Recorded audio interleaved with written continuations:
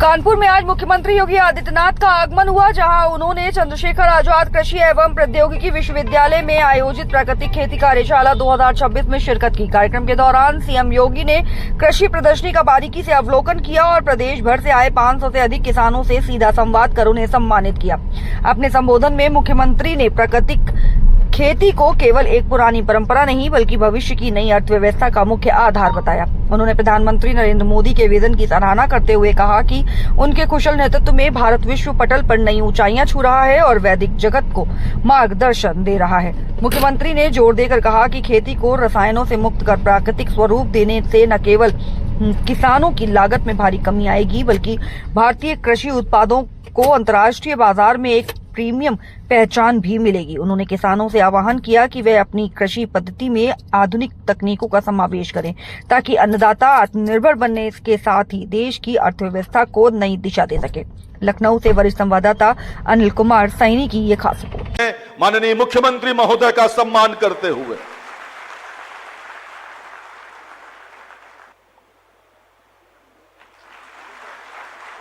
श्रीमती नीलिमा कटियार जी, मुख्यमंत्री महोदय का सम्मान। कानपुर उत्तरी के भाजपा के जिलाध्यक्ष अनिल दीक्षित जी कृपया मुख्यमंत्री का सम्मान करें। के उपेंद्र पासवान जी संयुक्त रूप से सम्मान कर रहे हैं माननीय मुख्यमंत्री महोदय का। ये गुल्लक देते हुए जिलाधिकारी कानपुर, नवोन्मेषी सोच। मैं श्री रविंद्र जी प्रमुख सचिव कृषि से अनुरोध करूंगा कृपया माननीय कृषि मंत्री महोदय का सम्मान करें, उनका सत्कार करें। और अब मैं अनुरोध करूंगा मित्रों, विश्वास, विकास और जन कल्याण के केंद्र सरकार के गौरवशाली 12 वर्ष और राज्य सरकार के 9 वर्ष पूर्ण होने की श्रृंखला में कृषि विभाग द्वारा प्रदेश के सभी 75 जनपदों में आयोजित प्राकृतिक खेती कार्यशाला प्रदेश के अन्नदाता किसानों को रासायनिक खादों और जहरीले कीट। गाय का दूध पिएंगे और सड़कों पे छोड़ देंगे और वो फसल नुकसान पहुंचाएंगे तो गाली मुझे देंगे। आप सोचो ना, दूध पिएंगे हो और खेत में अगर बैल या गाय चली गई तो गाली मुझे देंगे। आप मुझे भाई दे, हम यूपी के अंदर हमने ये हमारा संकल्प भी है क्योंकि हमारा संस्कार है कि गौ हमारी माता है, जन्म जन्मांतर का नाता है। गौ माता को कटने नहीं देंगे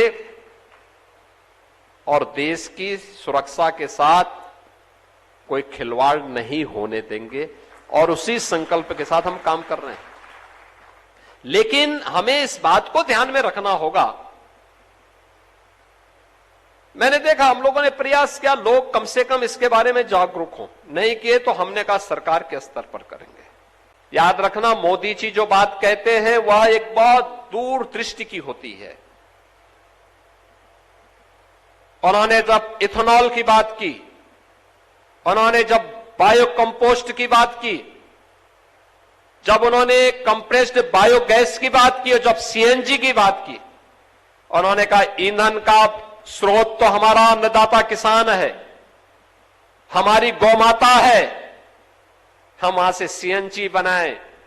अन्नदाता किसान अपने खेत की पराली को जलाए ना, उससे सीएनजी और इथेनॉल बनाने में योगदान दे, कंप्रेस्ड बायोगैस बनाए, भारत को ऊर्जा आत्मनिर्भरता के लक्ष्य को प्राप्त करने में योगदान दें।